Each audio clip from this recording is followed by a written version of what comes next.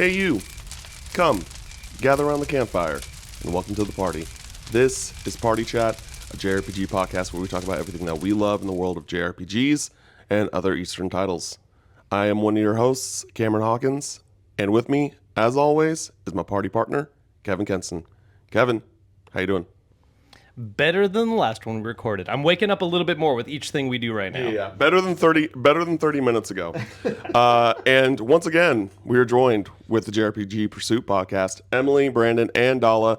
We're here to talk about Octopath Traveler 0. We got to go hands-on. Thank you to Square Enix for giving us the opportunity. I did not say that in the tactics video, I'm pretty sure. Thank you. Should have put it in big old text. Yeah. Thank you, Square Enix. Thank you, Square Enix. Yeah. Put that in post of the tactics video. So we got to spend about an hour of playing Octopath Traveler 0. I played it on the Nintendo Switch 2. Everyone else played on the PS5, correct? Yep. So because we were talking about it off the pod, like tactics. We didn't know until later on that we could play the Switch 2 versions of like tactic everything. So so tactics we all played PS5, but then I switched over to Switch 2 for Octopath and Dragon Quest. And it runs great. Like it's Octopath, so we no worries there. But I think that there was a lot of questions going into this game more than any of the other games we played, because it's like, oh, this is like this kind of reworked prequel that has like elements of the mobile game. What's the mobile game called again? Champions of the Continent. Yeah, Champions of the Continent. And adding some features that may or may not be wanted by the person holding this mic right now. Well, we'll get there. Okay. I think Brandon, you're next in line. Emily went first last time, so this is you. What were your thoughts on Octopath Traveler 0? So I like the Octopath formula a lot. Same. But I'm also very glad that they are deviating from it to a reasonably large extent this time. My one real criticism of Octopath Traveler 2 was like, this is just the first game again with like better. Yeah. Like it's just a better version of the first game. Yeah, they knocked out the formula. Which sounds like a weird thing to complain about, but like I complain about that. I mean, it's fun. It plays exactly like the other Octopath Traveler games, with the exception that your party is twice as big now. Yeah. You have 8 characters, and this is it's a modern JRPG, so the battles are already extremely flashy. Before they are insane with like effects and things happening, numbers flashing. If you are easily overstimulated, you might have an issue with all of that stuff happening on the screen. But it is as like fast and intense as I remember it being, and I enjoy it. It's not my favorite combat system in JRPGs. Yeah. It's on JRPGs, okay. Yeah. Okay. Yeah. But it is very solid. It is very refined. The new stuff that they've added for this version, the town building, I'm like hesitant about like town or shop building or whatever. Like that stuff is like, I don't want to manage. Like I have to do that kind of stuff in my regular life. I don't want to manage stuff. But this is like really straightforward. Like it seems to be very simple, and it's not cumbersome at all. The interface is really, really easy to use. So we don't know a lot about the story. That's kind of what I'm most interested in. This one is very different in the sense that you're not picking one of 8 characters and going through 8 different stories. It's like you are a silent protagonist. Yeah. The characters in Octopath have always been so charming and like fun, and I'm like, oh, a silent protagonist, good, great, fantastic. If you know me, I hate anyway. Yep. But yeah, I'm really curious to see what they're gonna do with the story. Like I saw like the original Octopath Traveler characters are in the game, and I'm like, what? Yeah, that's my big, because it makes sense why they were in Champions of the Continent, right? Because that is a mobile game. They wanted to be able to be like, oh, here's these guys, because they also added in like Bravely Default characters Right. and other like crossovers. Them still showing up in this one, because in our demo we even had Tressa in our team. Yeah. And Who was my girl? Yeah, and we didn't have any like scenes where those characters were active, because it still does the Octopath thing where it's like only really the one relevant character is going to be. Well, now it's featuring your main character who is the silent protagonist. I feel like the silent protagonist in this is just a vehicle to be like, look, you're just the guy getting everyone, and now you're going to focus on everyone's stories as you rebuild your town, which is cool, but like you are not the persona involved. Right, and he walks around with his bro who does all the talking. You know, I don't remember his name, but that guy walking around with him. So, yeah.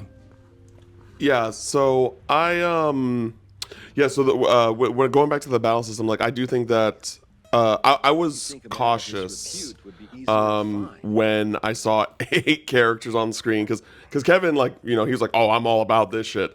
But for me, I was just like, oh god, because again, like and I've talked about it, like at least to you two previously, that like, you know, I've heard really great things about Octopath Traveler 2. But I just felt like that the encounters were too frequent for how long the battles were, despite the combat system being amazing. And so like I've never been able to like really push through and finish. But like I think I really like actually the front row back row system, and I like want them whenever we get an eventual Octopath Traveler 3. I want them to keep that, because one, it keeps those like all the characters relevant throughout the game, and you're able to switch it, and it adds a little bit, you know, because like I think Octopath Traveler, especially in that demo, like it is a good challenge playing through like Octopath 1 and 2 or whatever, but like I still felt challenged despite having 4 more members that I could like swap in and out of, and so I really hope that's something that they keep. When it comes to the housing stuff, yeah, dude, my eyes glazed over. I was just like, I do not want to deal with any of this, and I hope that I don't have to throughout the game. I really don't want to deal. Like, I understand that there's like benefits of doing it, where it's like, oh, like because they said it's like every battle, like if you're like planning something, have something planted, like a tick will go forward. Like, and it's like I don't want to do any of this. Mm-hmm. I will say I at least got the vibe that, like, I think, Brandon, you mentioned earlier, it feels like it's going to be pretty low intensity. Like, it's there, and I'm sure there's going to be some, like, optimization stuff that you are into it is going to be nice, but it feels like there's probably a bare minimum of, like, hey, man, you got to build this thing to, like, make the story go forward, but then you can just not after that. Yeah, it just seems like something for those who want to like immerse themselves with, like, you know, the characters, building houses for them or something. And like it's just a fun kind of cute thing. And then you could, like, you know, travel or walk around the area you built. Yeah, I will say I thought it was nice that for a lot of the buildings and like even things like there was a bridge in the town, you can choose like different styles. Yes. The number of options were a little limited in the demo. Very limited, But I'm yeah. curious if like in gameplay you'll be able to unlock like, oh, you visited this region and because of that you can now do their house style and like or unlock this plant. yeah, exactly. Yeah, Like the available spaces on the screen to choose your options. There's a lot of spaces, and they weren't all filled in. So I'm thinking that it'll be that way. And they're like collapsed houses too, so I guess you get to do some like demolition and then rebuild or something. I don't know. yeah, Like a thriving village. Yeah, I feel like the town building is going to be one of those things where it's just like it's cool if you're into that, but you can also like Yeah, I'm sure it's not essential. yeah, it's not a JRPG, but like Assassin's Creed Shadow, like that had a whole very in depth like you can build out your home base area and make all these structures and whatever. And it's like, or you could just build the essential ones for mechanics and like not engage with anything else. Yeah, it's like Atelier Yumiya. Like you definitely didn't need I was them. gonna say, Right. it reminded me of Atelier Yumiya a little bit. I guess I'm curious though, because like it very much, if I remember correctly, like the whole town aspect of it, because you're rebuilding your town because of like some sort of like Yeah, someone wrecked your ship. war or something like that. It's just like, okay, if the focus of the story is to rebuild your town, like I wish that rebuilding your town was fun. Like, you know what I mean? Like, I think there are ways to, like, you know, there are management sims that I do enjoy, and so it's just like, hey, if you're making the focus of the story, make that main objective in gameplay like engaging and fun.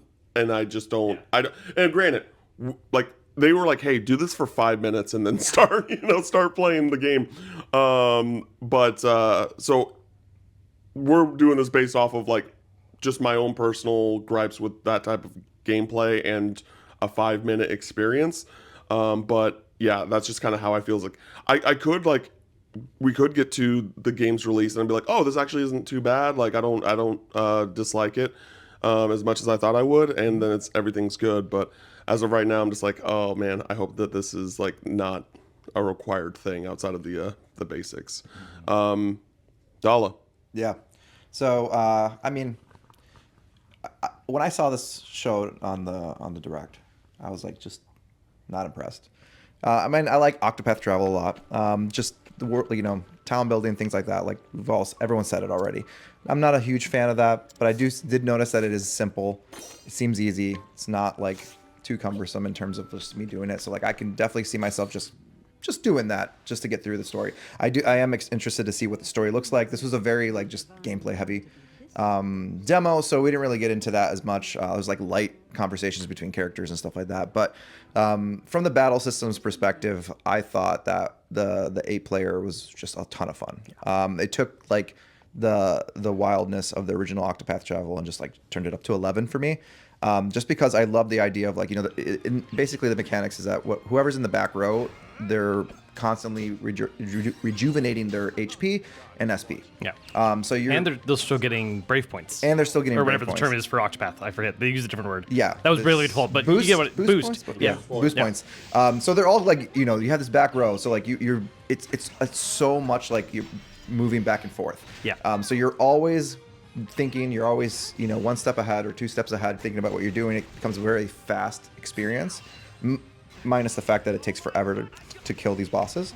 Like I was fighting this worm thing that literally I thought I was like so far into this battle that I was like, is this even possible? Like it took so long that I was like, am I doing something wrong? Or is this like something that's not killable? Like I ate it up. I mean, am I just surviving for way too long? We're using the super move because the super move helped a lot. No, I did. Okay. I did the super move. Ultimate technique. Yeah. That's a new thing too. Well, because like in Octopath 2, everyone had kind of like their own limit, right? Yeah. And this one is like Zero has like, or like the the MC. That was in 1 as well, though, wasn't it? No. Everybody having their ultimate? No. I don't remember that. That was new. And so like everyone had the main character has like multiple techniques that you can choose from, and then like as the battle goes on, it can level up to 3. And so like I used it just to like heal and like my party and stuff like that. But it's cool, yeah. I went in for the big damage. No, that's like exactly. You look at the list of like the things it offers you. You can buff up your characters. You can heal everybody, and then you always look at like I'm just gonna go attack. I will say too, like I think what's nice about the full 8 party thing, it's also a bit of a loss to me because part of the reason why I love the idea of the full 8 is that I want that in the main line where you have 8 characters, and then this game's like you have 30 to pick from the 8 from. Like, all right. Cool. I still like the idea of everyone actually being together, but obviously 30 is a little unwieldy. One change from Champions of the Continent, I'm pretty sure it's been a minute, but in Champions of the Continent, you would actually flip whole rows at a time. Whereas this is like, no, each person can individually tag in and out, which is really nice. And because they're rejuvenating all their stuff in the back line, you can boost so much more often in this. Because you'll just be like, person in front, you boost maximum, do your thing. We're going to swap in the other guy. They're going to boost full again too. Exactly. I was just like constantly boosting. Like it was just like constant like stream of boosts that was happening. It was just fun. Yeah. And that like honestly fixes one of the issues that I had with the original 2 games battle systems, which was how long just regular battles took. Because if everybody is constantly able to, not constantly, but so much more frequently able to boost, like you are able to crush things so much quicker. It's good.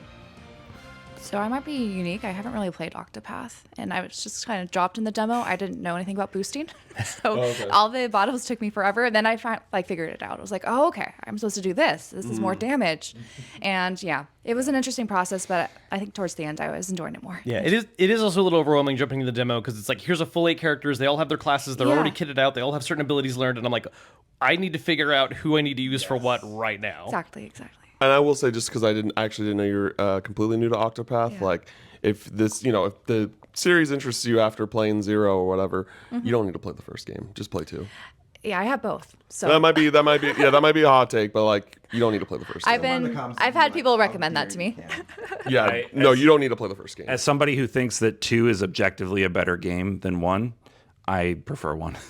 That's great. No, that's crazy. That's crazy. I can kind of get it. I think there's certain vibe things just in terms of like, because I think 2 is better executed in pretty much every way. In every way. I think more of the stories are better well done. I think 100%. yeah. I mean, I love me some of 1's characters, but I think 2 overall just does a better job with a lot of its Two writing, but- to me was too similar to 1. Like I wanted more change. Like you were one of the folks that didn't like Black and White 2 because it was too similar to Black and White, even though it's like the best Pokemon game. if I played Pokemon, if I played Pokemon, I probably would be that. Yeah. But Oh, like, yeah. Okay. That's interesting. Yeah. I personally think like the first game is like a solid like proof of concept, Yes. but it doesn't really do. And I'm not saying that there aren't like characters that I liked, but it just felt very much like, right? hey, this Octopath Traveler 2 is like what we really wanted to do from the beginning, and it's like actualized. And I think like all of the characters are just like better from the ground up. Like, so yeah. But anyway, Octopath Traveler 0, I really enjoyed that boss fight. Like, so yeah, you basically fight this like giant worm that like summons these like lizard beasts. Yeah, they were like lizard bandit like warriors, whatever. Yeah. Yeah.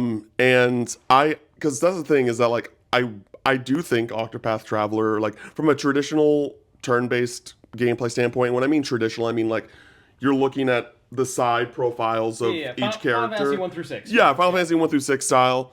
I think it might have the best battle system in the genre. I think it's fantastic. And but I think it like, and it shines like it's at its best during the boss fights. Like the boss fights are like so engaging and fun.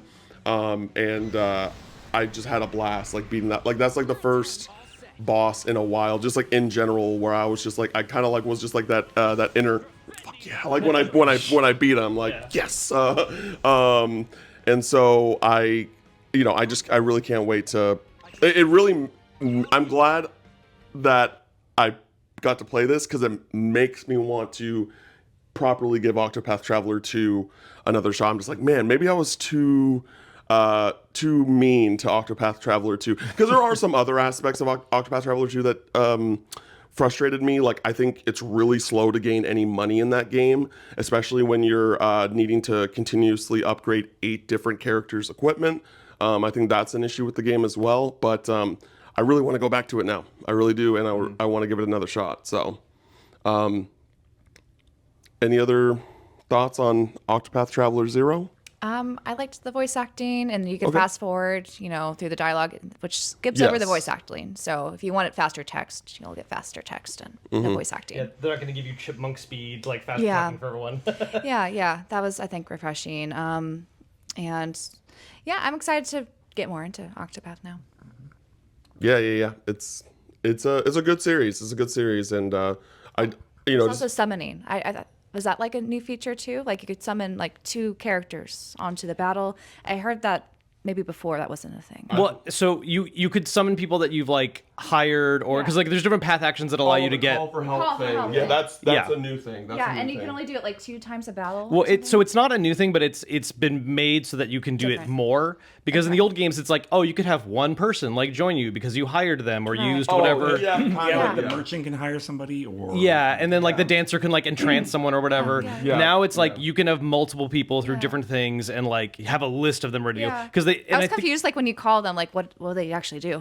Yeah, it's I, based on the like, person you get the help of. So I guess you would know if when you recruit them, but Yeah, yeah. just They throw it don't- in there. We didn't know. Yeah, I wish that was something that they didn't do in Octopath Traveler 2 that I wish that they updated in this game, where it's like, hey, just say like what the guy does in the menu, or like just so that you know. It might be in there, but it's just kind of buried, I Yeah, think. it's not Or at super least like clear, it's at not least. on the combat menu for sure. Yes, Yeah. no, like in the normal menus, it's there, Yeah. but like in the combat menu, it's not, and that's weird.